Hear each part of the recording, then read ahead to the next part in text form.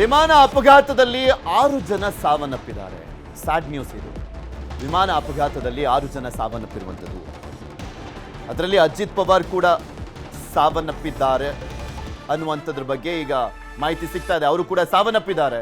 ಅಜಿತ್ ಪವಾರ್ ದೊಡ್ಡ ಆಘಾತ ಇದು. ಬಾರಾಮತಿ ವಿಮಾನ ಅಪಘಾತದಲ್ಲಿ ಸಾವನ್ನಪ್ಪಿದ್ದಾರೆ ಮಹಾರಾಷ್ಟ್ರದ ಉಪಮುಖ್ಯಮಂತ್ರಿ, ಎನ್ಸಿಪಿಯ ಪ್ರಮುಖ ನಾಯಕ, ನೇತಾರ. ವಿಮಾನ ಅಪಘಾತದಲ್ಲಿ ಸಾವನ್ನಪ್ಪಿರುವಂಥದ್ದು. ಈ ಮೂಲಕ ನಮ್ಮ ರಾಷ್ಟ್ರದ ರಾಜಕಾರಣದಲ್ಲಿ ಮತ್ತೊಬ್ಬ ಪ್ರಮುಖ ರಾಜಕಾರಣಿ ವಿಮಾನ ಅಪಘಾತದಲ್ಲಿ ಸಾವನ್ನಪ್ಪಿದಂತಾಗಿದೆ. ಟೋಟಲಿ 6 ಜನ ಸಾವನ್ನಪ್ಪಿದ್ದಾರೆ. 6 ಜನ ಅಂತ ಕಾಣಿಸುತ್ತೆ ಇದ್ದಿದ್ದು. ಸ್ಪೆಷಲ್ ಫ್ಲೈಟ್, ಪ್ರೈವೇಟ್ ಫ್ಲೈಟ್ ಆಗಿರುತ್ತೆ.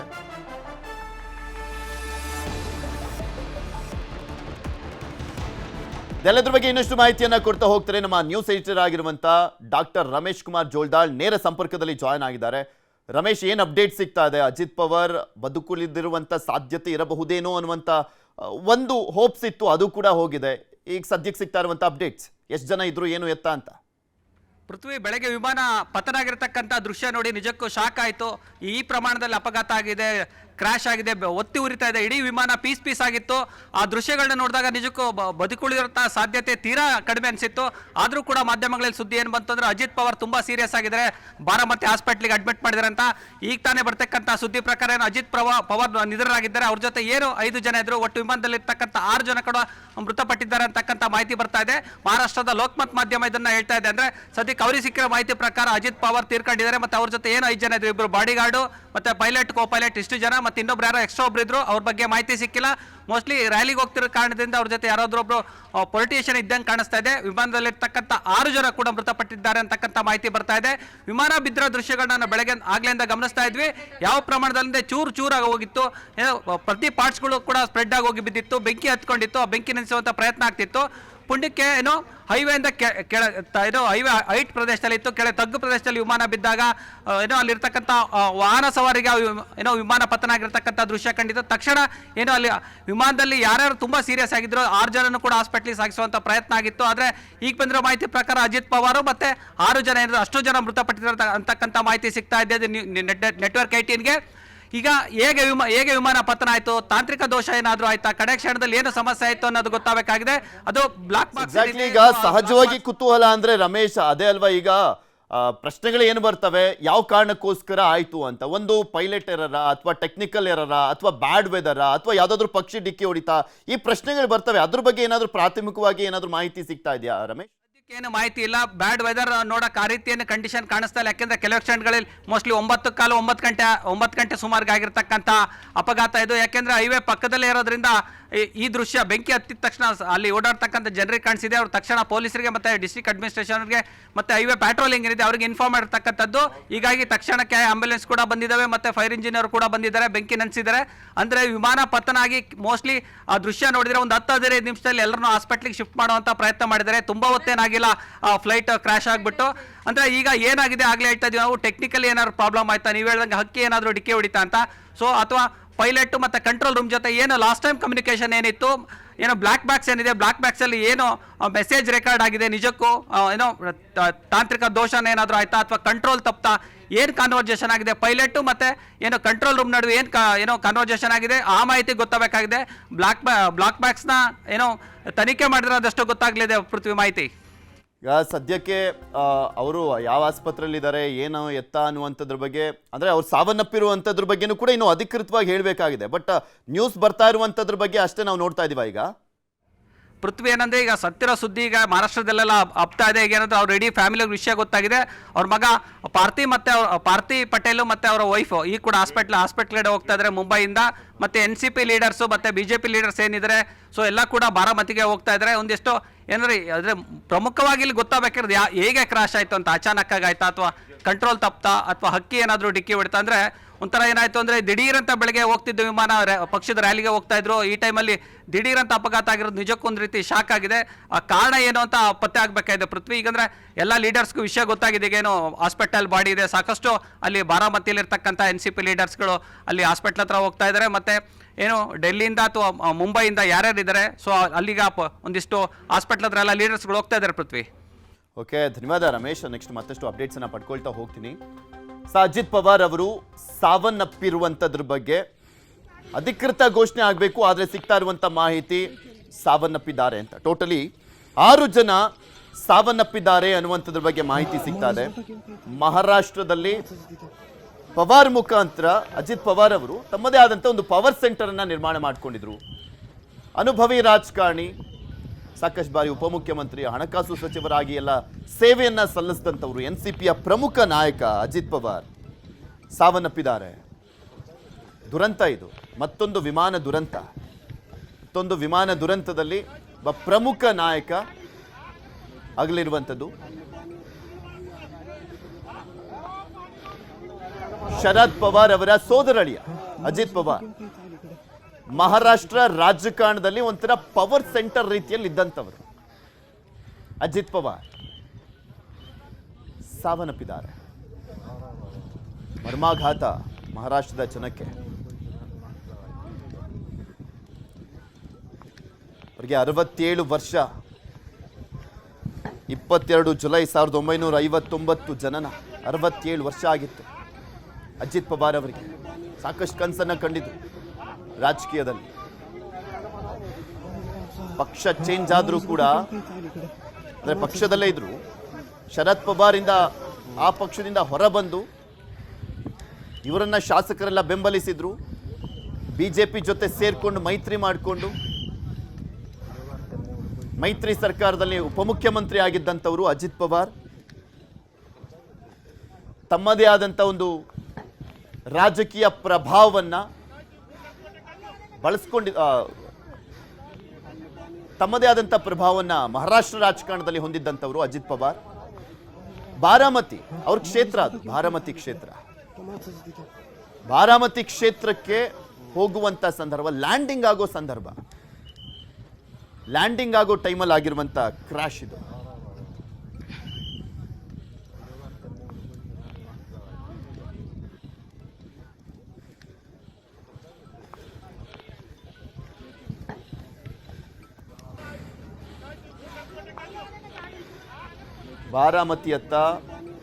ಬಾರಾಮತಿಯಲ್ಲಿ ಲ್ಯಾಂಡಿಂಗ್ ಸಂದರ್ಭದಲ್ಲಿ ಅಜಿತ್ ಪವಾರ್ ಅವರ ಫ್ಲೈಟ್ ಕ್ರ್ಯಾಶ್ ಆಗಿರೋದು.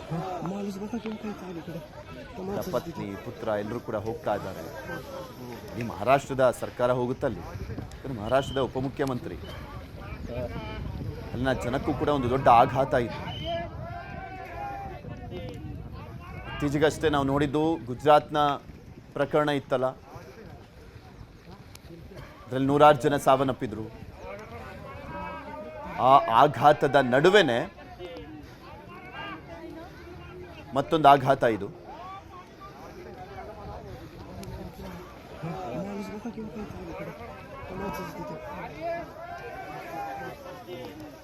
ಮಹಾರಾಷ್ಟ್ರ ರಾಜಕೀಯದಲ್ಲಿ ಅತ್ಯಂತ ಪ್ರಭಾವಿ ಹಾಗೂ ಅನುಭವಿ ನಾಯಕ ಅಜಿತ್ ಪವಾರ್ ಅವರು. ಅವರ ಸಾವು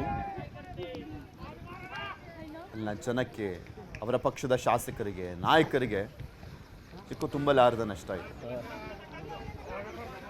ಸಾವು ಹೇಗೆ ಬರುತ್ತೆ, ಯಾವಾಗ ಬರುತ್ತೆ, ಯಾವ ಕ್ಷಣದಲ್ಲಿ ಬರುತ್ತೆ ಊಹೆ ಮಾಡ್ಲಿಕ್ಕೆ ಆಗೋದಿಲ್ಲ ಅಂತೀವಲ್ಲ, ಅದಕ್ಕೆ ಇದು ಕೂಡ ಒಂದು ಎಕ್ಸಾಂಪಲ್. ವಿಮಾನ ಅಪಘಾತದಲ್ಲಿ ಅಜಿತ್ ಪವಾರ್ ಸಾವನ್ನಪ್ಪಿದ್ದಾರೆ. ಆ ದೃಶ್ಯಾವಳಿ ನೋಡುವಂಥ ಸಂದರ್ಭದಲ್ಲಿ ನಾನು ಹೇಳ್ತಾ ಇದ್ದೆ, ಬದುಕುಳಿಯೋದು ತುಂಬ ಕಷ್ಟ ಅಂತ. ಮಾಹಿತಿ ಈಗ ಬರ್ತಾ ಇರುವ ಪ್ರಕಾರ ಅಜಿತ್ ಪವಾರ್ ಸೇರಿದಂತೆ ಅದರಲ್ಲಿದ್ದಂಥ 6 ಜನನು ಸಾವನ್ನಪ್ಪಿದ್ದಾರೆ. ನಿಮ್ಗೆ ತೋರಿಸ್ತಾ ಇದೀವಲ್ಲ, ಬೆಂಕಿ ಹೊತ್ಕೊಂಡು ಉರಿತಾ ಇದೆಯಲ್ಲ, ಲ್ಯಾಂಡಿಂಗ್ ಆಗೋ ಟೈಮಲ್ಲಿ ಪತನ ಆಗಿರೋದಲ್ಲಿ. ಕೆಲವೇ ಕ್ಷಣಗಳಲ್ಲಿ ಲ್ಯಾಂಡಿಂಗ್ ಆಗಬೇಕಾಗಿತ್ತು, ಸೇಫ್ ಲ್ಯಾಂಡಿಂಗ್ ಆಗಬೇಕಾಗಿತ್ತು. ಯಾವ ಕಾರಣಕ್ಕೋಸ್ಕರ ಪತನ ಆಯಿತು ಅನ್ನುವಂಥದ್ದು ಗೊತ್ತಾಗಬೇಕಾಗಿದೆ. ನಾನು ಹೇಳ್ತಾ ಇದ್ನಲ್ಲ, ಸಾಕಷ್ಟು ಕಾರಣಗಳು ಸಿಗ್ತವೆ. ಮೇನ್ಲಿ ಒಂದು 5 ಕಾರಣ ಅಂದರೆ, ಪೈಲಟ್ ಎರರ್ ಏನಾದರೂ ಇತ್ತಾ, ಟೆಕ್ನಿಕಲ್ ಎರರ್ ಇತ್ತಾ, ಅಥವಾ ಪಕ್ಷಿ ಏನಾದರೂ ಡಿಕ್ಕಿ ಹೊಡಿತಾ, ಬ್ಯಾಡ್ ವೆದರ್ ಏನಾದರೂ ಇತ್ತಾ, ಮೇಂಟೆನೆನ್ಸ್ ಲೋಪ ಏನಾದರೂ ಇತ್ತಾ, ಎಲ್ಲ ಪ್ರಶ್ನೆಗಳು ಬರ್ತವೆ. ಆಲ್ಮೋಸ್ಟ್ ದೊಡ್ಡ ದೊಡ್ಡ ರಾಜಕಾರಣಿಗಳು ಪ್ರಯಾಣ ಮಾಡುವಂಥ ವಿಮಾನಗಳನ್ನು, ಹೆಲಿಕಾಪ್ಟರ್ಗಳನ್ನು ತುಂಬ ಅಬ್ಸರ್ವ್ ಮಾಡ್ತಾನೆ ಇರ್ತಾರೆ. ಮೇಂಟೆನೆನ್ಸ್ ಇರುತ್ತೆ. ಬಟ್ ಈ ಅಪಘಾತ, ಈ ವಿಮಾನ ಪತನ ಯಾವ ಕಾರಣಕ್ಕೆ ಅನ್ನುವಂಥದ್ರ ಬಗ್ಗೆ ಮಾಹಿತಿ ಸಿಗಬೇಕಾಗಿದೆ. ಮಹಾರಾಷ್ಟ್ರದ ಬಾರಾಮತಿಯಲ್ಲಿ ಆಗಿರುವಂಥ ದುರಂತ, ಅವರ ಕ್ಷೇತ್ರ ಅದು.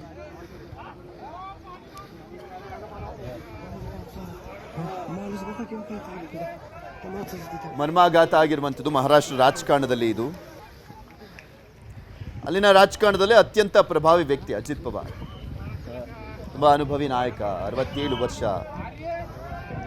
ಶರದ್ ಪವಾರ್ ಅವರ ಸೋದರಳಿಯ.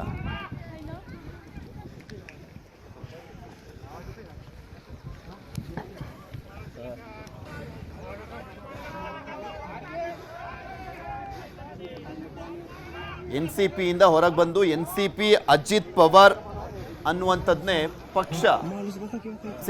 ಪಕ್ಷವನ್ನ ಮಾಡಿದ್ರು. ಅಧಿಕೃತವಾಗಿ NCPಯ ಸಿಂಬಲ್ ಕೂಡ ಇವರಿಗೆ ಸಿಕ್ಕಿತ್ತು. ಹೆಚ್ಚಿನ ಶಾಸಕರು ಕೂಡ ಆಯ್ಕೆಯಾಗಿದ್ರು. ಕಳೆದ ವರ್ಷದ ಮಹಾರಾಷ್ಟ್ರದ ಚುನಾವಣೆಯ ಸಂದರ್ಭದಲ್ಲಿ ತಾನೊಬ್ಬ ಪ್ರಮುಖ ಪ್ರಭಾವಿ ನಾಯಕ ಅನ್ನುವಂಥದ್ದನ್ನ ಆ ಎಲೆಕ್ಷನ್ನಲ್ಲೂ ಕೂಡ ಪ್ರೂವ್ ಮಾಡಿದ್ರು ಅಜಿತ್ ಪವಾರ್. ತುಂಬಾ ಅನುಭವ ಇದ್ದಿದ್ದಂಥದ್ದು. ಸಾಕಷ್ಟು ಬಾರಿ ಉಪಮುಖ್ಯಮಂತ್ರಿ ಆಗಿದ್ದಂಥವ್ರು ಇವರು.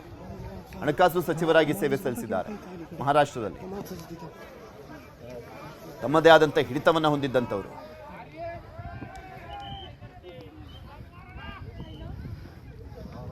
ಇತ್ತೀಚೆಗಷ್ಟೇ ಶರದ್ ಪವಾರ್ ಅವರ ಜೊತೆ ಮತ್ತೊಮ್ಮೆ ಹೊಂದಾಣಿಕೆ ಆಗಿತ್ತು. ಮತ್ತೆ NCP ಎಲ್ಲ ಒಂದೇ ಅನ್ನುವಂಥದ್ರ ಬಗ್ಗೆ ಒಂದು ಸಂದೇಶವನ್ನು ಕೊಡ್ತಾ ಇದ್ರು. ಬಾರಾಮತಿಯಲ್ಲಿ ವಿಮಾನ ಅಪಘಾತದಲ್ಲಿ ಸಾವನ್ನಪ್ಪಿರುವಂಥದ್ದು ಅಜಿತ್ ಪವಾರ್ ಅವರ ಸ್ವಕ್ಷೇತ್ರ. ಅದು ಬಾರಾಮತಿ ಅನ್ನುವಂಥದ್ದು ಅಜಿತ್ ಪವಾರ್ ಅವರ ಸ್ವಕ್ಷೇತ್ರ. ಅದು ಪವರ್ ಸೆಂಟರ್ ಇದ್ದಂಗೆ ಬಾರಾಮತಿ ಅನ್ನುವಂಥದ್ದು ಅಜಿತ್ ಪವಾರ್ ಅವರ ಕುಟುಂಬಕ್ಕೆ, ಶರದ್ ಪವಾರ್ ಅವರ ಕುಟುಂಬಕ್ಕೆ ಬಾರಾಮತಿ ಅನ್ನುವಂಥದ್ದು ಪವರ್ ಸೆಂಟರ್. ಅದು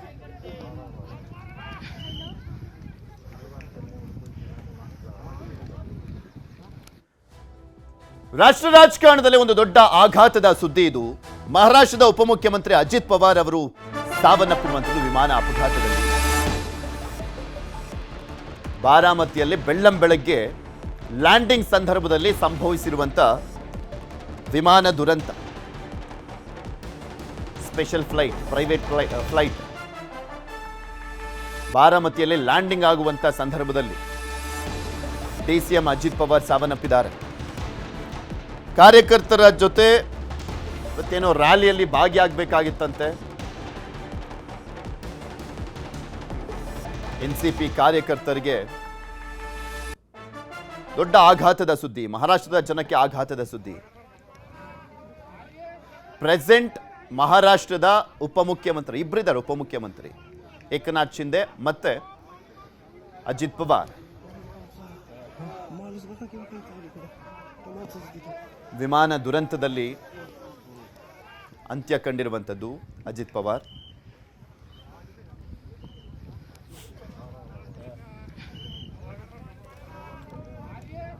ಮಹಾರಾಷ್ಟ್ರದ ದಿಗ್ಗಜ ನಾಯಕ ಅಂತಾನೆ ಕರೆಸಿಕೊಳ್ಳುವಂಥ ಶರದ್ ಪವಾರ್ ಅವರ ಸೋದರಳಿಯ ಇವರು. ತರ ಪವರ್ ಪಾಲಿಟಿಕ್ಸ್ ಇತ್ತು ಅಜಿತ್ ಪವಾರಿಂದ. ಹಲವು ಬಾರಿ ಉಪಮುಖ್ಯಮಂತ್ರಿಯಾಗಿ, ಹಣಕಾಸು ಸಚಿವರಾಗಿ ಆಡಳಿತಾತ್ಮಕ ಹಿಡ್ತಾ ಇತ್ತು. ನೇರವಾಗಿ ದಿಟ್ಟವಾಗಿ ಡಿಸಿಷನ್ಸ್ಗಳನ್ನು, ನೇರ ನುಡಿಯ ಮಾತುಗಳನ್ನು ಆಡ್ತಾ ಇದ್ದಂಥ ನಾಯಕ ಅಜಿತ್ ಪವಾರ್.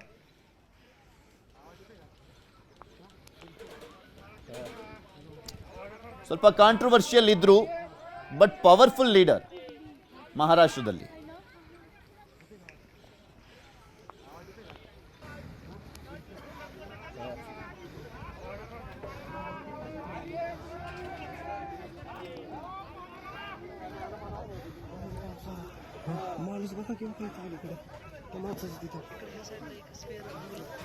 ವಿಮಾನ ತಡವಾಗಿ ಲ್ಯಾಂಡ್ ಮಾಡಲಿಕ್ಕೆ ಪ್ರಯತ್ನ ಮಾಡುವಂಥ ಸಂದರ್ಭದಲ್ಲಿ ಆಗಿದ್ದ ಏನು ಎತ್ತ ಗೊತ್ತಿಲ್ಲ. ಅದ್ರ ಬಗ್ಗೆ ಅಧಿಕೃತವಾದಂಥ ಸ್ಟೇಟ್ಮೆಂಟ್ಗಳನ್ನು ಬರಬೇಕಾಗಿದೆ. ಊಹೆಗಳು ನೂರಾರು ಇರ್ತವೆ, ಬಟ್ ಯಾವ ಕಾರಣಕ್ಕೆ ಅನ್ನೋದು ಗೊತ್ತಾಗಬೇಕಲ್ಲ. ಬ್ಲಾಕ್ ಬಾಕ್ಸಲ್ಲಿ ಏನಾದರೂ ರೆಕಾರ್ಡ್ ಆಗಿರುತ್ತಾ? ಬ್ಲಾಕ್ ಬಾಕ್ಸ್ ಸಿಕ್ಕಿದಂಥ ಸಂದರ್ಭದಲ್ಲೂ ಕೂಡ ಗೊತ್ತಾಗುತ್ತೆ.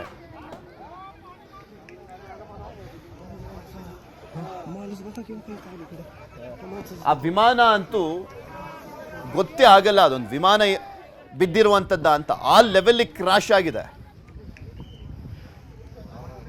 ತೋರಿಸ್ತಾ ಇದೀವಲ್ಲ, ಸುಟ್ಟು ಕರ್ಕಲಾಗಿದೆ. ಕೆಲವರ ಕೈಕಾಲೆಲ್ಲ ತುಂಡು ತುಂಡಾಗಿ ಬಿದ್ದಿದೆ. ದೇಹದ ಭಾಗಗಳು ತುಂಡು ತುಂಡಾಗಿ ಬಿದ್ದಿದ್ದಾವೆ. ಅದಕ್ಕೆ ಬ್ಲರ್ ಮಾಡ್ತಿರೋದು ನಾವಲ್ಲಿ. ಯಾವ ಲೆವೆಲ್ಗೆ ಕ್ರಾಶ್ ಆಗಿತ್ತು ಅಂತ ಊಹಿಸ್ಕೊಳ್ಬೋದು ನೀವು. ಬೆಳ್ಳಂಬೆಳಗ್ಗೆನೆ ಮಹಾರಾಷ್ಟ್ರದಲ್ಲಿ ಆಘಾತದ ಸಾವಿನ ಸುದ್ದಿ.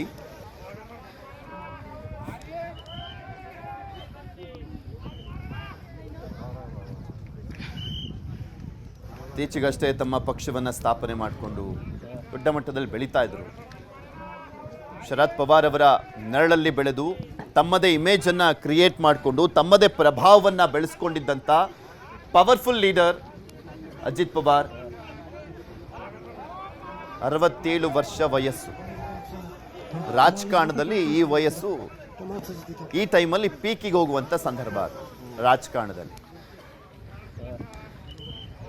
ಅದು ಬಾರಾಮತಿಯಲ್ಲಿ ಅವರು ಲ್ಯಾಂಡಿಂಗ್ ಆಗುವಂಥ ಸಂದರ್ಭದಲ್ಲಿ ಸಾವನ್ನಪ್ಪಿರುವಂಥದ್ದು. NCP ಪಕ್ಷಕ್ಕೆ ಬಾರಾಮತಿ ಅನ್ನುವಂಥದ್ದು ಇದೆಯಲ್ಲ, ಅದೊಂಥರ ಕ್ಯಾಪಿಟಲ್ ಇದ್ದಂತೆ ಬಾರಾಮತಿ. ಈಗ JDS ಪಕ್ಷ ಅಂತ ಬಂದಾಗ ಹಾಸನ ಅಂತ ನೋಡ್ತೀವಲ್ಲ, ಆ ರೀತಿಯಾಗಿ NCP ಪಕ್ಷ ಅಂತ ಬಂದಂಥ ಸಂದರ್ಭದಲ್ಲಿ ಬಾರಾಮತಿ ಪವರ್ ಫ್ಯಾಮಿಲಿಗೆ ತುಂಬ ಪವರ್ ಸೆಂಟರ್ ಇದ್ದಂತೆ. ಆ ಜಾಗದಲ್ಲೇ ದುರಂತ ಅಂತ್ಯವನ್ನ ಕಂಡಿದ್ದಾರೆ ಅಜಿತ್ ಪವಾರ್. ದುರಂತ ಅಂತ್ಯ. ಆಗಬಾರ್ದು ಇಂಥ ಘಟನೆಗಳು, ಬಟ್ ವಿಧಿ ಆಟ, ಏನು ಮಾಡ್ಲಿಕ್ಕೆ ಆಗೋದಿಲ್ಲ. ಟೋಟಲಿ 6 ಜನ ಸಾವನ್ನಪ್ಪಿದ್ದಾರೆ.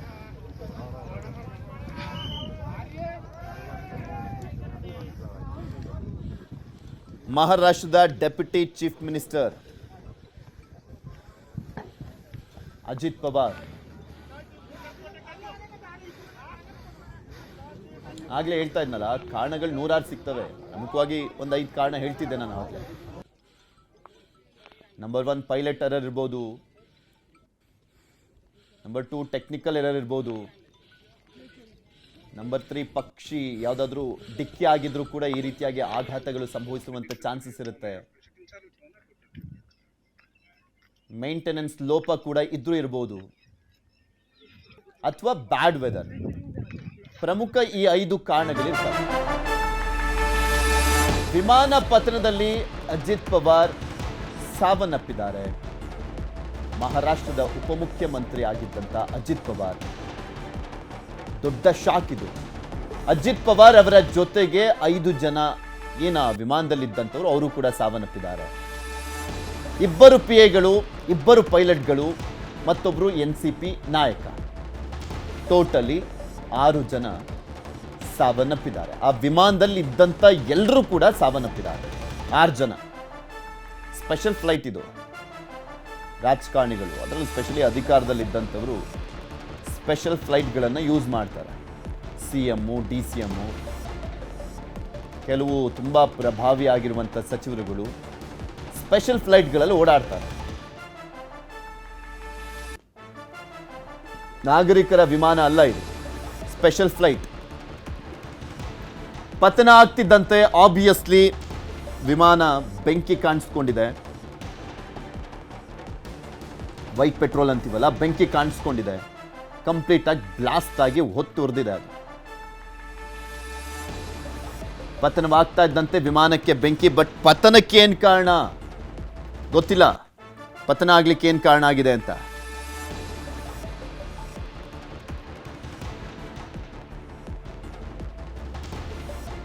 ಪತನ ಆಗ್ಲಿಕ್ಕೆ ಏನು ಕಾರಣ ಅನ್ನುವಂಥದ್ರ ಬಗ್ಗೆ ಮಾಹಿತಿ ಸಿಗಬೇಕಾಗಿದೆ.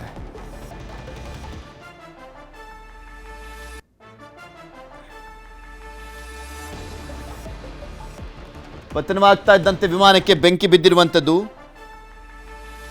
ದುರಂತ ಅಂತ್ಯವನ್ನ ಕಂಡಿದ್ದಾರೆ. ತಮಗೆ ರಾಜಕೀಯವಾಗಿ ಮೇಲೇರಲಿಕ್ಕೆ ಪವರ್ ಸೆಂಟರ್ ಆಗಿದ್ದಂಥ ಬಾರಾಮತಿಯಲ್ಲಿ ದುರಂತ ಅಂತ್ಯ ಕಂಡಿರೋದು ಅಜಿತ್ ಪವಾರ್ ಅವರು.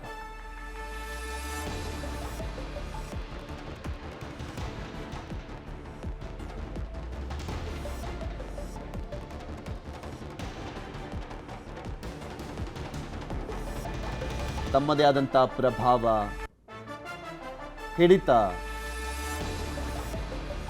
ನಾಯಕತ್ವ ಎಲ್ಲವನ್ನೂ ಕೂಡ ಹೊಂದಿದ್ದಂಥವರು ಅಜಿತ್ ಪವಾರ್ ಅವರು ಇವತ್ತು ಬೆಳಗ್ಗೆ ವಿಮಾನ ದುರಂತದಲ್ಲಿ ಸಾವನ್ನಪ್ಪಿದ್ದಾರೆ. ದುಃಖದ ಸುದ್ದಿ ಇದು. ಮುಂಬೈನಿಂದ ಬಾರಾಮತಿಗೆ ಚಾರ್ಟರ್ಡ್ ವಿಮಾನ, ಅದು ಚಾರ್ಟರ್ಡ್ ವಿಮಾನದಲ್ಲಿ ಪ್ರಯಾಣವನ್ನು ಮಾಡ್ತಾ ಇದ್ದಂಥದ್ದು. ಅಲ್ಲೊಂದು ಜಿಲ್ಲಾ ಪರಿಷತ್ ಚುನಾವಣೆಗೆ ಸಂಬಂಧಪಟ್ಟಂತೆ 4 ಸಾರ್ವಜನಿಕ ಸಭೆಗಳಿದ್ವಂತೆ. ಅದಕ್ಕೆ ಭಾಗಿಯಾಗ್ಲಿಕ್ಕೆ ಹೋಗ್ತಾ ಇದ್ರು. ಬೆಳಗ್ಗೆ ಸುಮಾರು 8:45ರಿಂದ 48 ಸಮಯದಲ್ಲಿ ಬಾರಾಮತಿ ವಿಮಾನ ನಿಲ್ದಾಣದಲ್ಲಿ ಲ್ಯಾಂಡಿಂಗ್ ಪ್ರಯತ್ನ ಮಾಡುವಂಥ ಸಂದರ್ಭದಲ್ಲಿ ವಿಮಾನ ಪತನವಾಗಿದೆ ಅನ್ನುವಂಥದ್ರ ಬಗ್ಗೆ ಸದ್ಯಕ್ಕೆ ಸಿಗ್ತಾ ಇರುವಂಥ ಅಪ್ಡೇಟ್ ಅದು. 8:45ರಿಂದ 8:48 ಈ ಒಂದು 3 ಮಿನಿಟ್ಸ್ ಅಂತರದಲ್ಲಿ ವಿಮಾನ ಲ್ಯಾಂಡಿಂಗ್ ಆಗುವಂಥ ಸಂದರ್ಭದಲ್ಲಿ ಆಗಿದೆ ಅಂತ. ಪೈಲಟ್ಗಳು, ಸಿಬ್ಬಂದಿ ಎಲ್ಲ ಸೇರಿ ಟೋಟಲಿ 6 ಜನ ಸಾವನ್ನಪ್ಪಿದ್ದಾರೆ. ಇದಕ್ಕೆ ಏನು ಕಾರಣ, ಏನು ಎತ್ತ ಅನ್ನುವಂಥದ್ರ ಬಗ್ಗೆ ಗೊತ್ತಾಗಬೇಕು. ಅದನ್ನು DGCA ಮಾಹಿತಿಯನ್ನು ಕೊಡಬೇಕು. Directorate general of civil aviation ಅವರು, DGCA ಅಂದರೆ ಅವ್ರು ಮಾಹಿತಿ ಕೊಡಬೇಕು. ಈಗ ಆಲ್ರೆಡಿ ಅದರಲ್ಲಿ ಇದ್ದಂಥವ್ರು ಯಾರೂ ಕೂಡ ಬದುಕುಳಿದಿಲ್ಲ ಅನ್ನುವಂಥದ್ರ ಬಗ್ಗೆ ಅಧಿಕೃತವಾಗಿದೆ, ಯಾರು ಬದುಕುಳಿದಿಲ್ಲ ಅಂತ. ಅಜಿತ್ ಪವಾರ್ ಶರದ್ ಪವಾರ್ ಅವರ ಅಣ್ಣನ ಮಗ ಅವರು, NCP ನಾಯಕ, ಮಹಾರಾಷ್ಟ್ರದ ಉಪಮುಖ್ಯಮಂತ್ರಿ. ಬಾರಾಮತಿಯಿಂದಲೇ ಅವರ ರಾಜಕಾರಣ ಶುರುವಾಗಿತ್ತು. ಅಂತ್ಯ ಕೂಡ ಅಲ್ಲೇ ಆಯಿತು. ಬಾರಾಮತಿಯಲ್ಲೇ ಅಂತ್ಯವನ್ನು ಕಾಣುವಂತಾಯಿತು. 66 ವರ್ಷ ಅವರಿಗೆ, ಅಜಿತ್ ಪವಾರ್ ಅವರಿಗೆ. ಇದೊಂಥರ ಮಹಾರಾಷ್ಟ್ರ ರಾಜಕೀಯದಲ್ಲಿ ಅಲ್ಲಿನ ಜನರಿಗೂ ಕೂಡ ಅಷ್ಟೇ ದೊಡ್ಡ ಆಘಾತ. DGCAನವರು ತನಿಖೆಯನ್ನು ಮಾಡ್ತಾರೆ. ಕಾರಣ ಏನಾಯಿತು ಅನ್ನುವಂಥದ್ರ ಬಗ್ಗೆ ಗೊತ್ತಾಗಬೇಕು. ಯಾವುದೇ ವಿಮಾನ ಆದರೂ ಕೂಡ ಬ್ಲಾಕ್ ಬಾಕ್ಸ್ ಅನ್ನುವಂಥದ್ದು ಇರುತ್ತೆ, ಆರೆಂಜ್ ಕಲರ್ದು.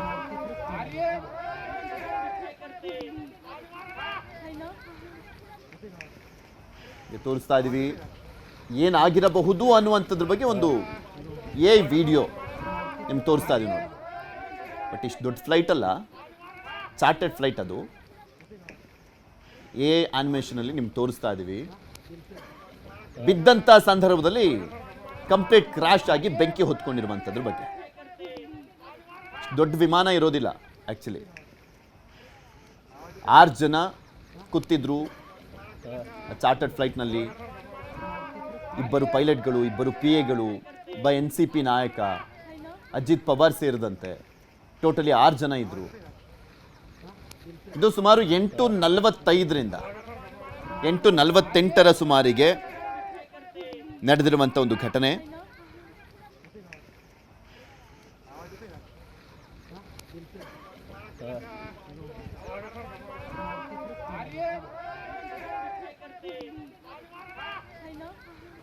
ಶರದ್ ಪವಾರ್ ಅವರ ಕುಟುಂಬಕ್ಕೆ ದೊಡ್ಡ ಆಘಾತ. आज का दिन दुर्भाग्य का दिन है। इतनी बड़ी दुर्घटना शायद हम पिछले दशक में ऐसी दुर्घटना कभी हमको दिखने को नहीं मिला। ये दिल को दहला देने वाली दुर्घटना है। भगवान करे उन सभी लोगों के परिवारों को शक्ति दें। इतनी बड़ी घटना, जो लोग उसमें सवार थे, ये बहुत बड़ी दुर्घटना है। केवल महाराष्ट्र सरकार के वो डिप्टी सीएम नहीं थे, बल्कि देश के एक जाने माने राजनेता थे। आज उनकी भरपाई शायद मुश्किल।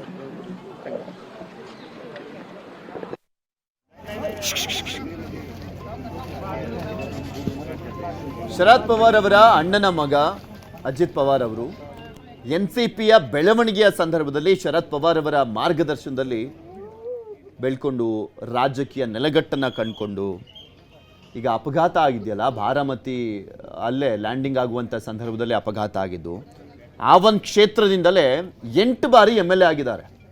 ಲೆಕ್ಕ ಹಾಕೊಳ್ಳಿ ಅವ್ರ ಪ್ರಭಾವ ಎಷ್ಟಿತ್ತು. ಬಾರಾಮತಿ ಕ್ಷೇತ್ರ, ನಾನು ಆಗಲೇ ಹೇಳ್ತಾ ಇದ್ನಲ್ಲ, ಬಾರಾಮತಿ ಕ್ಷೇತ್ರ ಅನ್ನುವಂಥದ್ದು NCP ಪಕ್ಷದ ಒಂಥರ ಕ್ಯಾಪಿಟಲ್ ಇದ್ದಂತೆ, NCP ಪಕ್ಷದ ಕ್ಯಾಪಿಟಲ್ ಇದ್ದಂತೆ ಅದು ಬಾರಾಮತಿ ಕ್ಷೇತ್ರ ಅನ್ನುವಂಥದ್ದು. ಒಂದು ಗಟ್ಟಿ ನೆಲೆ ಪವರ್ ಫ್ಯಾಮಿಲಿಗೆ ಶುರುವಾದದ್ದು ಅಲ್ಲಿಂದನೇ, ನೆಲೆ ಅಲೆ ಎಲ್ಲವೂ ಶುರುವಾಗಿದ್ದು ಅಲ್ಲಿಂದನೇ. ಸಂತೋಷ್ ಲಾಡ್ ಮಾತನಾಡ್ತಿದ್ದಾರೆ ನೋಡೋಣ, ಕಾರ್ಮಿಕ ಸಚಿವ.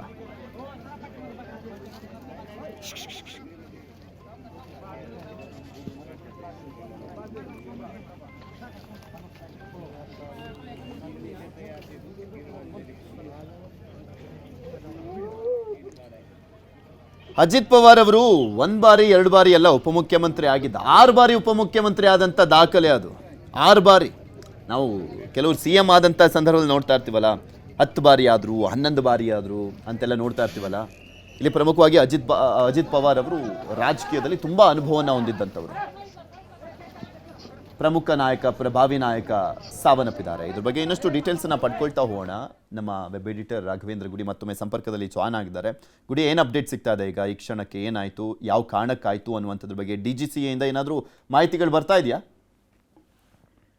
ಪೃಥ್ವಿ, ರಾಜಕೀಯವಾಗಿ ಬದುಕನ್ನ ಕೊಟ್ಟಂತಹ ಕ್ಷೇತ್ರದಲ್ಲೇ ಕೊನೆ ಉಸಿರನ್ನ ಎಳೆದಿರುವಂತವ್ರು ಅಜಿತ್ ಪವಾರ್ ಅವರು. ಅವರ ಒಂದು ಬಾರಾಮಂಕಿ ಕ್ಷೇತ್ರದ ಬಗ್ಗೆ ನೀವು ಹೇಳ್ತಾ ಇದ್ರಿ, ಹೇಗೆ ಅದೊಂದು ರಾಜಕೀಯವಾಗಿ ಒಂದು ಕ್ಯಾಪಿಟಲ್ ಆಗಿತ್ತು NCPಗೆ. ಜೊತೆಗೆ ಅಜಿತ್ ಪವಾರ್ಗೂ ಕೂಡ ಅತ್ಯಂತ ಆಪ್ತವಾಗಿದ್ದಂತ ಕ್ಷೇತ್ರ ಅದು. ಆ ಕ್ಷೇತ್ರದ ಜನರ ಜೊತೆಯಲ್ಲಿ ಭೇಟಿಯಾಗೋದಕ್ಕೆ ಬಂದಂತ ಸಂದರ್ಭದಲ್ಲಿ ಸಂಭವಿಸಿರುವಂತಹ ಈ ಒಂದು ದುರಂತದಲ್ಲಿ ಅವರು ಸಾವನ್ನಪ್ಪಿದ್ದಾರೆ. 67 ವರ್ಷ. ರಾಜಕೀಯವಾಗಿ ನೋಡೋದಾದ್ರೆ ಪೃಥ್ವಿ, 67 ವರ್ಷ ಅನ್ನುವಂಥದ್ದು ಭಾರತದ ರಾಜಕೀಯ ವ್ಯವಸ್ಥೆಯಲ್ಲಿ ಸ್ಟಾರ್ಟಿಂಗ್ ಒಂಥರ ಪೀಕ್ ಲೆವೆಲ್ಗೆ ಹೋಗೋಕೆ ಸ್ಟಾರ್ಟಿಂಗ್ ಇದ್ದಂಗೆ ಅದು ಸ್ಟಾರ್ಟ್ ಆಗುವಂತ ಒಂದು ಏಜ್ ಇದು. ಇಂಥ ಸಂದರ್ಭದಲ್ಲಿ ಅವರು ಸಾವನ್ನಪ್ಪಿರುವಂತದ್ದು. ಇನ್ನು DGCA ಅಧಿಕೃತವಾಗಿ ಮಾಹಿತಿಯನ್ನ ಕೊಟ್ಟಿಲ್ಲ, ಆದ್ರೆ ನ್ಯೂಸ್ 18 ರಾಹುಲ್ ಶಿವಶಂಕರ್ ಅವರು DGCA ಜೊತೆ ಕೊಟ್ಟಂತ ಮಾಹಿತಿ ಪ್ರಕಾರ ಹೇಳ್ತಾ ಇದ್ದಂತದನ್ನ ನೋಡ್ತಾ ಇದ್ರೆ, ಅವ್ರು ಹೇಳುವಂತ ಮಾಹಿತಿ ಪ್ರಕಾರ ನೋಡೋದಾದ್ರೆ, ಇದು ಬೆಳಿಗ್ಗೆ 8:10 ಮಹಾರಾಷ್ಟ್ರದ ಮುಂಬೈ ಏನಿದೆ ಅಲ್ಲಿಂದ ಈ ಫ್ಲೈಟ್ ಟೇಕ್ ಆಫ್ ಆಗುತ್ತೆ. ಅದಾದ ಬಳಿಕ ಬಾರಾಬಂಕಿಗೆ ಬರುವಂತ ಸಂದರ್ಭ ಸುಮಾರು 8:30 ಆಸುಪಾಸಿನಲ್ಲಿ ಒಂದು ಲ್ಯಾಂಡ್ ಆಗುವಂತ ಸಂದರ್ಭದಲ್ಲಿ ಈ ಏರ್ಕ್ರಾಫ್ಟ್ ದುರಂತವನ್ನ ಕಂಡಿರುವಂತದ್ದು. ಆದ್ರೆ ಅದಕ್ಕೆ ಪ್ರಮುಖವಾದಂತ ಕಾರಣವೇನು ಅನ್ನುವಂಥದ್ದು ಗೊತ್ತಾಗ್ಬೇಕಾದಾಗ ಅದರ ಒಂದು ಬ್ಲಾಕ್ ಬಾಕ್ಸ್ ಅಂತ ಏನಿರುತ್ತೆ ಅದನ್ನ ಒಂದು ಪರಾಮರ್ಶೆ ಮಾಡ್ಬೇಕಾಗತ್ತೆ. ಅದನ್ನ ಸಂಪೂರ್ಣವಾಗಿ ಒಂದು ಟೆಕ್ನಿಕಲ್ ಆಗಿರ್ತಕ್ಕಂಥ ಪರಿಶೀಲನೆಗೆ ಒಳಪಡಿಸಿದಾಗ ಎಕ್ಸಾಕ್ಟ್ ಮಾಹಿತಿ ಗೊತ್ತಾಗುತ್ತೆ. ಆದ್ರೆ ಈಗಿರುವಂತ ಮಾಹಿತಿಯನ್ನು ಆಧರಿಸಿ ನೋಡೋದಾದ್ರೆ ಒಂದು ಟೆಕ್ನಿಕಲ್ ಎರರ್ ಆಗಿರುವಂತ ಸಾಧ್ಯತೆ ಇರುತ್ತೆ. ಅದು ಲ್ಯಾಂಡಿಂಗ್ ಗೇರ್ ಇರ್ಬೋದು ಅಥವಾ ಟೆಕ್ನಿಕಲ್ ಗ್ಲಿಚಸ್ ಆಗಿರುವಂತ ಸಾಧ್ಯತೆ ಇರುತ್ತೆ. ಆ ಸಂದರ್ಭದಲ್ಲಿ ಪೈಲಟ್ಗೆ ನಿಯಂತ್ರಣವನ್ನ ಮಾಡೋದಕ್ಕೆ ಸಾಧ್ಯವಾಗದೇ ಇರಬಹುದು ಈ ಫ್ಲೈಟ್. ಯಾಕಂದ್ರೆ ಇವು ಚಿಕ್ಕ ಫ್ಲೈಟ್ಸ್ ಗಳಾಗಿರೋದ್ರಿಂದಾಗಿ ಅದರ ಇಂಜಿನ್ ಪವರ್ ಕೂಡ ಅಷ್ಟು ಸ್ಟ್ರಾಂಗ್ ಇರೋದಿಲ್ಲ ಪೃಥ್ವಿ. ಸಾಮಾನ್ಯವಾಗಿ ನಾವು ನೋಡ್ತಿದ್ದ ಹಾಗೆ ಈ ಚಾರ್ಟೆಡ್ ಫ್ಲೈಟ್ಸ್ ಅನ್ನುವಂಥದ್ದು ಅದು ಕಮ್ಯೂಟ್ ಮಾಡೋದಕ್ಕೆ, ಅಂದ್ರೆ ಒಂದು ಪ್ರವಾಸ ಮಾಡೋದಕ್ಕೆ ಎಷ್ಟು ಸಹಕಾರಿಯಾಗಿರುತ್ತೋ ಭದ್ರತಾ ದೃಷ್ಟಿಯಿಂದ ನೋಡಿದಾಗ ಅಷ್ಟೇ ಅದರಲ್ಲಿ ಸಾಕಷ್ಟು ಚಾಲೆಂಜಸ್ಗಳು ಕೂಡ ಇರ್ತವೆ. ನಾವು ಇತ್ತೀಚೆಗೆ ಗಮನಿಸ್ತಾ ಇದ್ದೀವಿ, ಈ ಹೆಲಿಕಾಪ್ಟರ್ ಲ್ಯಾಂಡ್ ಆಗುವಂತ ಸಂದರ್ಭದಲ್ಲಿ ಆಗಿರುವಂತ ಚಿಕ್ಕ ಪುಟ್ಟ ಕ್ರಾಶಸ್ಗಳಿರ್ಬೋದು. ಆದ್ರೆ ಚಿಕ್ಕ ಪುಟ್ಟ ಕ್ರಾಶಸ್ ಆದಾಗ ಸಹಜವಾಗಿ ನಾವು ನಿಯಂತ್ರಣ ಮಾಡ್ಕೊಳ್ಬಹುದು. ಯಾವಾಗ ಅಷ್ಟು ಮೇಲಿನಿಂದ ಸುಮಾರು 10,000 ಫೀಟ್ ಅಡಿ ಮೇಲಿಂದ ಬೀಳುವಂತ ಸಂದರ್ಭ ಬಂದಾಗ ನಿಯಂತ್ರಣ ಸಿಗದೇ ಇದ್ದಾಗ ಅದು ನೆಲಕ್ಕೆ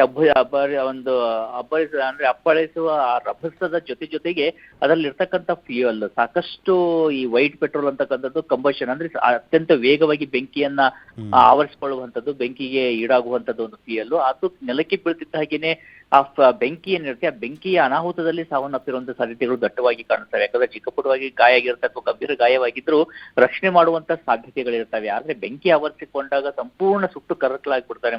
ಮನುಷ್ಯ ಇರ್ಬೋದು ಅಥವಾ ಯಾವುದೇ ವ್ಯಕ್ತಿಗಳಿರ್ಬೋದು. ಈ ಫ್ಲೈಟ್ ನಲ್ಲೂ ಕೂಡ 5 ಜನ ಪ್ರಯಾಣವನ್ನು ಮಾಡ್ತಿದ್ರು. 5 ಜನ ಸಾವನ್ನಪ್ಪಿರೋದು ಅಂದ್ರೆ ಪೈಲಟ್ ಸೇರಿದ ಹಾಗೆ, ಪೈಲಟ್ ನ ಹೊರತುಪಡಿಸಿ ಮತ್ತೆ ಪೈಲಟ್ ಸೇರಿದಾಗೆ 6 ಜನ ಇಲ್ಲಿ ಸಾವನ್ನಪ್ಪಿದ್ದಾರೆ ಅನ್ನುವಂತ ಮಾಹಿತಿಗಳಿಗೆ ಸದ್ಯಕ್ಕೆ ಬರ್ತಿದ್ದಾವೆ. ಹಾಗಿದ್ರೆ ಅವರ ಜೊತೆಯಲ್ಲಿ ಯಾರೆಲ್ಲ ಪ್ರವಾಸ ಮಾಡ್ತಾ ಇದ್ರು, ಅವರ ಜೊತೆಯಲ್ಲಿ ಬೇರೆ ಯಾರಾದ್ರೂ NCP ಯ ನಾಯಕರಿದ್ರ, ಅದ್ರ ಬಗ್ಗೆ ಇನ್ನಷ್ಟೇ ಒಂದು ಮಾಹಿತಿ ಸಿಕ್ಕಿದೆ ಗುಡಿ. ಅಂದ್ರೆ ಇಬ್ರು ಪೈಲಟ್ಸ್ ಇದ್ರು, ಇಬ್ರು PAಗಳಿದ್ರು, ಒಬ್ರು NCP ನಾಯಕ ಇದ್ರು, ಅದ್ರ ಜೊತೆಗೆ ಅಜಿತ್ ಪವಾರ್, ಟೋಟಲಿ 6 ಜನ ಇದ್ರು ಅಂತ ಟೋಟಲ್ ಆಗಿ. ಹ್ಮ್.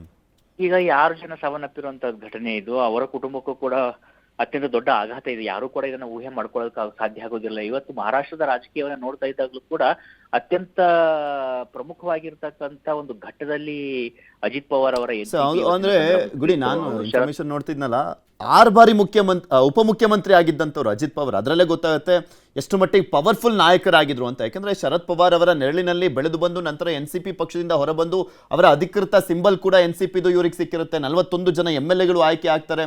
ಅದರಲ್ಲಿ ಒಂದು ಸ್ಪಷ್ಟವಾಗಿ ಕಾಣಿಸ್ತಾ ಇದ್ದು, ಒಂದು ಫ್ಯೂಚರ್ NCPಗೆ ಅಂದ್ರೆ ಇದ್ದಿದ್ದು ಅಜಿತ್ ಪವಾರ್ ಅಂತ.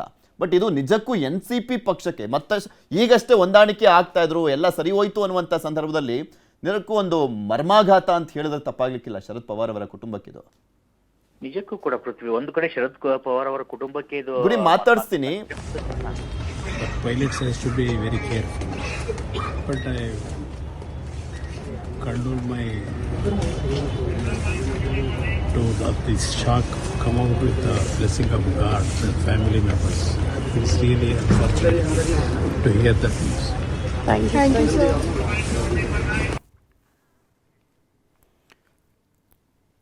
ಮಹಾರಾಷ್ಟ್ರದಲ್ಲಿ ದೊಡ್ಡ ಆಘಾತದ ಸುದ್ದಿ ಇದು. ಮಹಾರಾಷ್ಟ್ರಕ್ಕೆ ಒಂದು ಆಘಾತದ ಸುದ್ದಿ. ಮಹಾರಾಷ್ಟ್ರದ ಉಪಮುಖ್ಯಮಂತ್ರಿಗಳೇ ಇನ್ನಿಲ್ಲ ಅನ್ನುವಂಥ ವಿಚಾರ. ಗುಡಿ, ನಾವು ಆಗಲೇ ಮಾತನಾಡ್ತಾ ಇದ್ವಿ, ಮಹಾರಾಷ್ಟ್ರ ರಾಜಕಾರಣದಲ್ಲಿ ಆಲ್ಮೋಸ್ಟ್ ಈ 99 ಆದ ನಂತರ, ಅಂದರೆ ಶರದ್ ಪವಾರ್ ಅವರ ಪಕ್ಷ ಬರುತ್ತೆ, ಕಾಂಗ್ರೆಸ್ಸಿಂದ ಹೊರಬಂದು ಅವಾಗಿಂದಲೂ ಕೂಡ ಶರದ್ ಪವಾರ್ ಅವರಿಗೆ ಒಂದು ದೊಡ್ಡ ಶಕ್ತಿಯನ್ನು ತುಂಬ್ತಾ ಇದ್ದಿದ್ದೆ ಅಜಿತ್ ಪವಾರ್ ಅಂತ ಹೇಳಿದ್ರು ತಪ್ಪಾಗ್ಲಿಕ್ಕಿಲ್ಲ. ಬಟ್ ರೈಟ್ ಹ್ಯಾಂಡ್ ಆಗಿ ಇದ್ದಂಥವ್ರು ಅವರದ್ದೇ ಆದಂಥ ಒಂದು ಪಕ್ಷವನ್ನು ಸ್ಥಾಪನೆ ಮಾಡಿಕೊಂಡು ಅವರದ್ದೇ ಒಂದು ಪ್ರಭಾವ, ಪರಿಣಾಮ ಮತ್ತು ಪವರ್ಫುಲ್ ಲೀಡರ್ಶಿಪ್ಪನ್ನು ಕಟ್ಕೊಂಡಂಥ ಸಂದರ್ಭದಲ್ಲಿ ಈ ದುರಂತ ಇದೆಯಲ್ಲ, ನಿಜಕ್ಕೂ ಅರಗಿಸ್ಕೊಳ್ಳಿಕ್ಕೆ ಆಗೋದಿಲ್ಲ ಮಹಾರಾಷ್ಟ್ರದಲ್ಲಿ. ಖಂಡಿತವಾಗಿಯೂ ಪೃಥ್ವಿ, ಇದು ಒಂದು ಕಡೆ ಮಹಾರಾಷ್ಟ್ರದ ರಾಜಕೀಯದಲ್ಲಿ ಅತಿ ದೊಡ್ಡ ಅಲ್ಲೋಲ ಕಲ್ಲೋಲವನ್ನು ಉಂಟು ಮಾಡ್ತಾ ಇದ್ರೆ, ಇನ್ನೊಂದು ಶರದ್ ಪವಾರ್ ಅವರ ಕುಟುಂಬದಲ್ಲೂ ಕೂಡ. ಯಾಕಂದ್ರೆ ಒಂದು ಕಡೆಯಿಂದ ನೋಡ್ತಾ ಇದ್ರೆ ಎಲ್ಲೋ NCP ನಾಯಕತ್ವ ಸುಪ್ರಿಯಾ ಸುರೆ ಅವರಿಗೆ ಹೋಗುತ್ತೆ, ಶರದ್ ಪವಾರ್ ಅವರ ಮಗಳಿಗೆ ಅದು ಹಸ್ತಾಂತರ ಆಗುತ್ತೆ ಅನ್ನುವಂಥ ಸಂದರ್ಭ ಬಂದಾಗ ಇವರಲ್ಲಿಂದ ಹೊರಗಡೆ ಬರೋದ್ರ ಜೊತೆಯಲ್ಲಿ ಸಂಪೂರ್ಣವಾಗಿ NCPಯನ್ನೇ ತಮ್ಮನ್ನು ಇರಿಸ್ಕೊಳ್ತಾರೆ. ಅಂದ್ರೆ ಅವು ಒಂದು ಕಡೆಯಿಂದ ನೋಡೋದಾದ್ರೆ ಕೆಲವು ಮಾಹಿತಿ ಪ್ರಕಾರ ಅದನ್ನ ಶರದ್ ಪವಾರ್ ಅವರ ಮತ್ತೊಂದು ನಡೆ ಇದಾಗಿತ್ತು ಅನ್ನುವಂಥದ್ದು ಇರೋದು. ಆದ್ರೆ ರಾಜಕೀಯವಾಗಿ ಸಾಕಷ್ಟು ಅಚ್ಚರಿ ಮೂಡಿಸುವಂತ ನಿರ್ಧಾರದ ಜೊತೆಯಲ್ಲಿ ಆ ಉಪಮುಖ್ಯಮಂತ್ರಿ ಸ್ಥಾನವನ್ನ ಕೂಡ ಪಡೆದುಕೊಂಡಂತವರು ಅಜಿತ್ ಪವಾರ್. ಆಮೇಲೆ ನಾವು ನೋಡ್ತಾ ಇದ್ವಿ, ಈ ಶಾರ್ಟೆಸ್ಟ್ ಮುಖ್ಯಮಂತ್ರಿ ಆಗಿರೋದು ಕೇವಲ 6 ಗಂಟೆಗಳ ಕಾಲ ಮುಖ್ಯಮಂತ್ರಿ ಹೇಗೆ ದೇವೇಂದ್ರ ಫಡ್ನವೀಸ್ ಆಗಿರ್ತಾರೋ 6 ಗಂಟೆಗಳ ಕಾಲ ಉಪಮುಖ್ಯಮಂತ್ರಿ ಕೂಡ ಇವರಾಗಿರ್ತಾರೆ. ಇದಕ್ಕಿದ್ದಾಗಿ ಮತ್ತೆ ರಾಜಕೀಯ ಬದಲಾವಣೆ ಆಗುತ್ತೆ.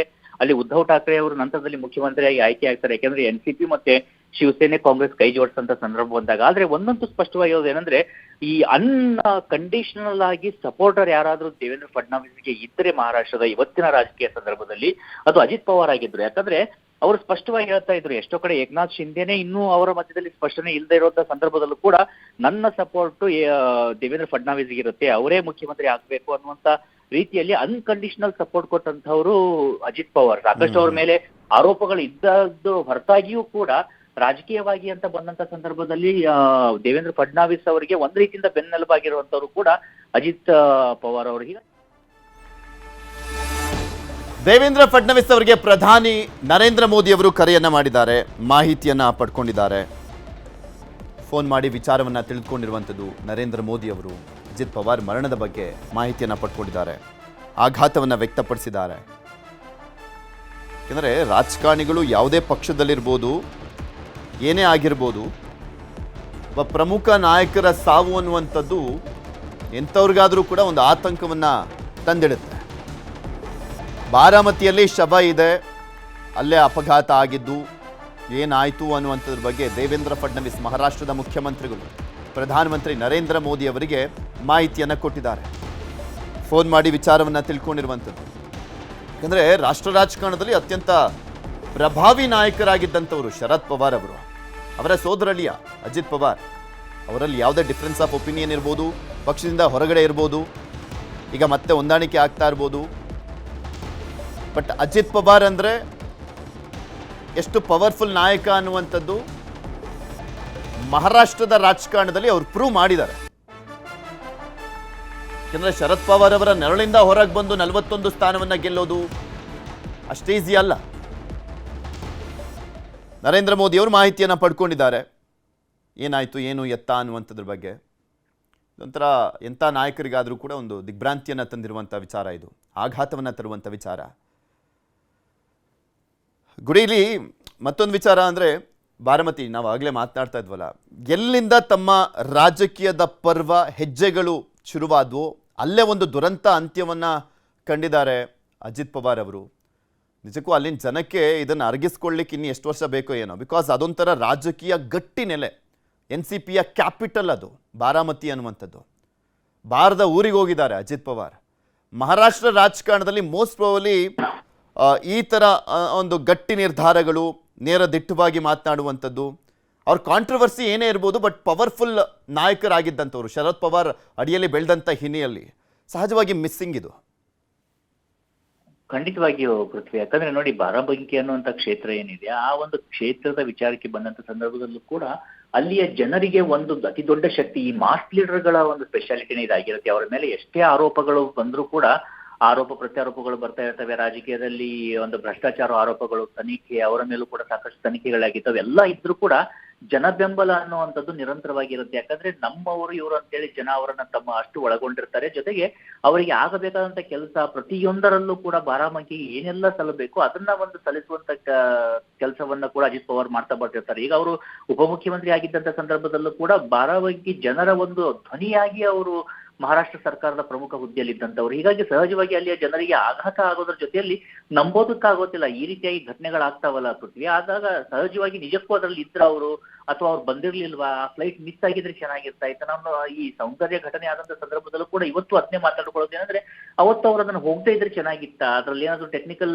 ಇಶ್ಯೂ ಇರೋದು ಮುಂಚೆನೆ ಗೊತ್ತಾಗ್ಲಿಲ್ವಾ, ಒಬ್ಬ VIP ಪ್ರಯಾಣ ಮಾಡುವಂತ ಸಂದರ್ಭದಾಗ ಹೇಗೆ ಇಷ್ಟು ನಮ್ಮ ಫ್ಲೈಟ್ಗಳು ಒಂದು ಸೇಫ್ಟಿಗೆ ಗಮನವನ್ನ ಕೊಡೋದಿಲ್ಲ ಅಂತೇಳಿ. ಈಗ DGCA ಮೇಲೆ ಕೂಡ ಇರುವಂತ ಪ್ರಶ್ನೆಗಳೇ ಅದು. ನಾವು ಇತ್ತೀಚಿನ ದಿನದಲ್ಲಿ ನೋಡ್ತಾ ಇದ್ರೆ ಸಾಕಷ್ಟು ಈ ವಿಮಾನ ಅಪಘಾತಗಳು, ಚಾರ್ಟರ್ಡ್ ಫ್ಲೈಟ್ ಅಪಘಾತಗಳು, ಈ ಹೆಲಿಕಾಪ್ಟರ್ ಅಪಘಾತಗಳು ನಿರಂತರವಾಗಿ ಆಗ್ತಾ ಇದ್ದಾವೆ. ಇದರಲ್ಲಿ ಕೆಲವೊಂದಿಷ್ಟು ಮಾತುಗಳು ಬರ್ತವೆ, GPS ಜಾಮಿಂಗ್ ರೀತಿಯಾಗಿರ್ತಕ್ಕಂಥ ಶತ್ರು ದೇಶಗಳು ಇದರಲ್ಲಿ ಕೆಲವೊಮ್ಮೆ ಸಬಟೈಜ್ ಮಾಡುವಂತ ಪ್ರಯತ್ನಗಳನ್ನ ಮಾಡ್ತವೆ ಅಂತ ಹೇಳಿ ಏನೇ ಆರೋಪಗಳು ಬರ್ತಾ ಇದ್ರು ಕೂಡ ನಮ್ಮ TDS ಆಗಿದ್ದಂತ ಬಿಪಿನ್ ರಾವತ್ ಅವರೇ ಹೆಲಿಕಾಪ್ಟರ್ ಅಪಘಾತದಲ್ಲಿ ಸಾವನ್ನಪ್ತಾರೆ. ಹಾಗಿದ್ರೆ ಇಷ್ಟು VVIPಗಳು ಸಾವನ್ನಪ್ಪುವಂತ ಸಂದರ್ಭದಲ್ಲಿ ಯಾಕೆ ಸೇಫ್ಟಿ ಮೆಜರ್ಸ್ ನಲ್ಲಿ ಇನ್ನೂ ಸುಧಾರಣೆ ಆಗ್ತಾ ಇಲ್ಲ ಅಂತ ಸಹಜವಾಗಿ ಪ್ರಶ್ನೆಗಳಂತೂ ಮೂಡ್ತವೆ. ನಾವು ಇವತ್ತಿನ ಘಟನೆಯನ್ನ ನೋಡ್ತಾ ಇದ್ರು ಕೂಡ ಅಜಿತ್ ಪವಾರ್ ಅನ್ನುವಂಥವ್ರು ಒಂದು ಉಪಮುಖ್ಯಮಂತ್ರಿ ಜೊತೆಗೆ ರಾಜಕೀಯವಾಗಿ ಅತ್ಯಂತ ಪ್ರಮುಖವಾಗಿರ್ತಕ್ಕಂಥ ವ್ಯಕ್ತಿ ಅವರು. ಅಂತ ಒಬ್ಬ ವ್ಯಕ್ತಿ ಪ್ರಯಾಣ ಮಾಡುವಂತ ಎಲ್ಲಿಗೆ ಒಂದಿಷ್ಟು ವಾಹನಗಳೇನಿದಾವೆ, ಹೆಲಿಕಾಪ್ಟರ್ಗಳಿರ್ಬೋದು ಅಥವಾ ಈ ಚಾರ್ಟರ್ಡ್ ಫ್ಲೈಟ್ಸ್ಗಳಿರ್ಬೋದು, ಅದರ ಸುರಕ್ಷತೆಯ ಬಗ್ಗೆ ಮೆಜರ್ಸ್ ಏನ್ ಮಾಡ್ತಾರೆ. ಈಗ ನಾವು ನಮ್ಮ ಕರ್ನಾಟಕದಲ್ಲೂ ಕೂಡ ನಾವು ಸಾಕಷ್ಟು ಬಾರಿ ಗಮನಿಸಿದೀವಿ ಪೃಥ್ವಿ. ಕಳೆದ ಬಾರಿ ಚಿತ್ರದುರ್ಗದಲ್ಲೂ ಕೂಡ ಇದು ಅವರ ಹೆಲಿಕಾಪ್ಟರ್ ಲ್ಯಾಂಡ್ ಆಗುವಂತ ಸಂದರ್ಭದಲ್ಲಿ ನಮ್ಮ ಮುಖ್ಯಮಂತ್ರಿ ಸಿದ್ದರಾಮಯ್ಯ ಹೆಲಿಕಾಪ್ಟರ್ ಲ್ಯಾಂಡ್ ಆಗುವಂತ ಸಂದರ್ಭದಲ್ಲಿ ಸ್ವಲ್ಪ ಎಡವಟ್ಟಾಗುತ್ತೆ, ಕೊನೆಗೂ ಅದನ್ನ ಸೇಫ್ ಆಗಿ ಲ್ಯಾಂಡ್ ಮಾಡ್ಲಾಗತ್ತೆ. ಅಂದ್ರೆ VVIPಗಳು ಪ್ರವಾಸವನ್ನ ಮಾಡ್ತಾ ಇದ್ರು ಕೂಡ ಅದಕ್ಕೆ ಒಂದು ಎಕ್ಸ್ಟ್ರಾ ಆಗಿರ್ತಕ್ಕಂಥ ಕೇರ್ ಅನ್ನ ತೆಗೆದುಕೊಳ್ಳೋಕ್ಕಾಗೋದಿಲ್ಲ. ಎಲ್ಲರ ಜೀವನ ಮುಖ್ಯ ಆಗಿರುತ್ತೆ. ಜನಸಾಮಾನ್ಯರು ಹೋಗುವಾಗ್ಲೂ ಕೂಡ ಅಷ್ಟೇ ಕೇರ್ ಅನ್ನ ತೆಗೆದುಕೊಳ್ಬೇಕಾಗತ್ತೆ. ಆದ್ರೆ ರಾಜಕೀಯವಾಗಿ ಒಬ್ಬ ವ್ಯಕ್ತಿ, ಅದು ಉಪಮುಖ್ಯಮಂತ್ರಿ ಸ್ಥಾನದಲ್ಲಿ ಇರತಕ್ಕಂಥ ವ್ಯಕ್ತಿ, ಕೇವಲ ಒಬ್ಬ ವ್ಯಕ್ತಿ ಆಗಿರೋದಿಲ್ಲ, ಒಂದು ರಾಜ್ಯದ ಅಥವಾ ಒಂದು ಪಕ್ಷದ ಶಕ್ತಿಯಾಗಿರ್ತಾರೆ. ಅಂತವರ ಪ್ರಯಾಣ ಮಾಡುವಾಗಲೂ ಕೂಡ ಹೇಗೆ ಇಂಥ ಅಪಘಾತಗಳು ಸಂಭವಿಸ್ತವೆ ಅನ್ನುವಂಥದ್ದು ಸಹಜವಾಗಿರತಕ್ಕಂಥ ಪ್ರಶ್ನೆಗಳು ಮತ್ತು ಆಕ್ರೋಶಕ್ಕೆ ಇದು ಕಾರಣ ಆಗುವಂಥದ್ದೇ. ರಾಜಶೇಖರ್ ರೆಡ್ಡಿ ಅವರ ಹೆಲಿಕಾಪ್ಟರ್ ಪತನ ಆದಾಗಲೂ ಕೂಡ ಅದೇ ರೀತಿಯಾಗಿರ್ತಕ್ಕಂಥದ್ದು. ನೋಡಿ, ರಾಜಶೇಖರ್ ರೆಡ್ಡಿ ಅವರ ಪತನ ಆಗ್ತಿದ್ದ ಹಾಗೇನೆ, ಅವರ ಹೆಲಿಕಾಪ್ಟರ್ ಪತನ ಆಗ್ತಿದ್ದ ಹಾಗೇನೆ ಇಡೀ ಆಂಧ್ರ ಪ್ರದೇಶದ ರಾಜಕೀಯ ಬದಲಾಗೋಯ್ತು. ಆಂಧ್ರ ಪ್ರದೇಶ ಎರಡು ಹೋಳಾಗಿ ಒಡೆದೋಯ್ತು, ತೆಲಂಗಾಣ ಆಯ್ತು. ಅಕಸ್ಮಾತ್ ಅವ್ರು ಇದ್ದಿದ್ರೆ ಆ ತರ ಆಗುವಂತ ಸನ್ನಿವೇಶ ಬರ್ತಿರ್ಲಿಲ್ಲ. ಹೀಗಾಗಿ ಇವತ್ತಿನ ಘಟನೆಯನ್ನ ಆಧಾರವಾಗಿ ಇಟ್ಟುಕೊಂಡು ನೋಡುವಾಗ ನಿಜಕ್ಕೂ ಕೂಡ ಸುರಕ್ಷಿತವಾಗಿದಾವ ನಮ್ಮ ವಿಮಾನಗಳು ಅಥವಾ ನಮ್ಮ ಈ ಚಾರ್ಟರ್ ಫ್ಲೈಟ್ಸ್, ಹೆಲಿಕಾಪ್ಟರ್ಗಳು ಅನ್ನುವಂಥದ್ದು ಪ್ರಶ್ನೆ ಅಂತೂ ಸಹಜವಾಗಿ ಮೂಡುತ್ತೆ. ಗುಡಿ, ಮತ್ತಷ್ಟು ಅಪ್ಡೇಟ್ಸ್ ಅನ್ನು ನೆಕ್ಸ್ಟ್ ಪಡ್ಕೊಳ್ತಾ ಹೋಗ್ತೀನಿ. ಧನ್ಯವಾದ ನಿಮ್ಮೆಲ್ಲ ಮಾಹಿತಿಗಾಗಿ. ಮತ್ತಷ್ಟು ಅಪ್ಡೇಟ್ಸ್ ಅನ್ನ ನಿಮ್ಮ ಮುಂದೆ ಇಡ್ತಾ ಹೋಗ್ತೀನಿ. ಆದರೆ ಅದಕ್ಕೂ ಮುಂಚೆ ಒಂದು ಸ್ಮಾಲ್ ಬ್ರೇಕ್.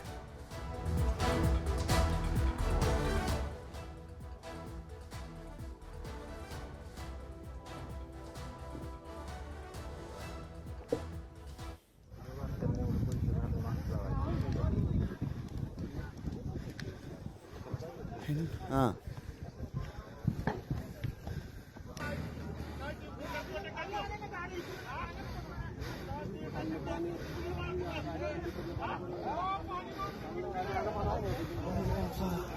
माणूस बघा किंवा काही काय इकडे त्या माणसाचं तिथं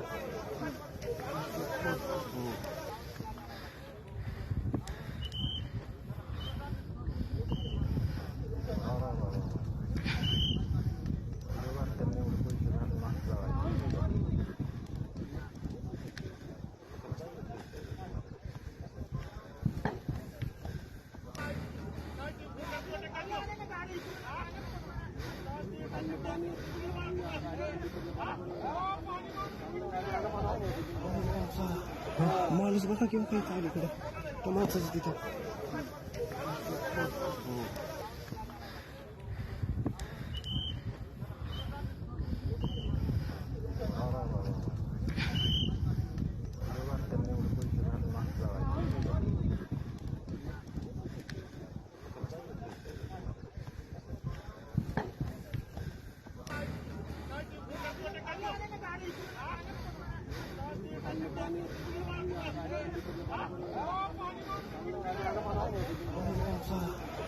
माणूस बघा किंवा काही काय इकडे त्या माणसाचं तिथं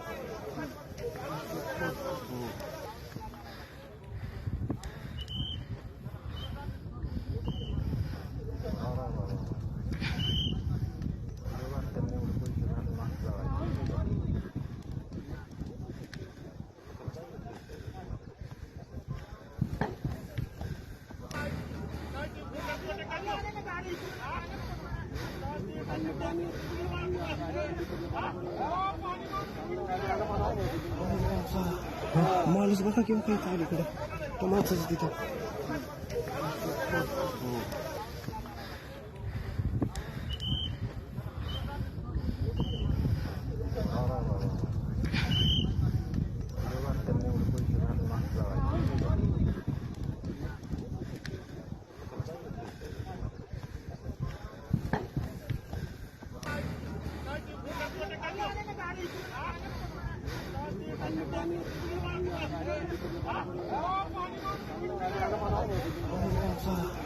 माणूस बघा किंवा काही काय इकडे त्या माणसाचं तिथं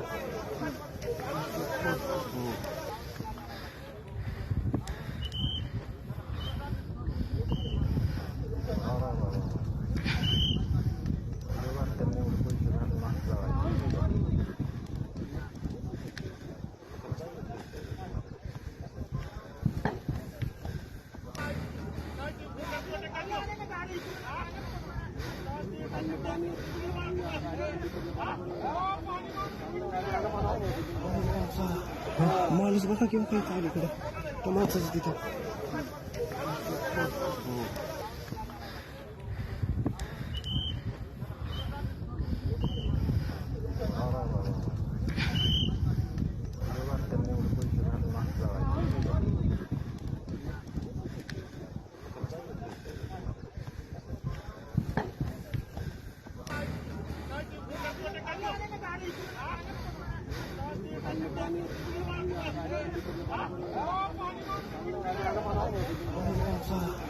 माणूस बघा किंवा काही काय इकडे त्या माणसाचं तिथं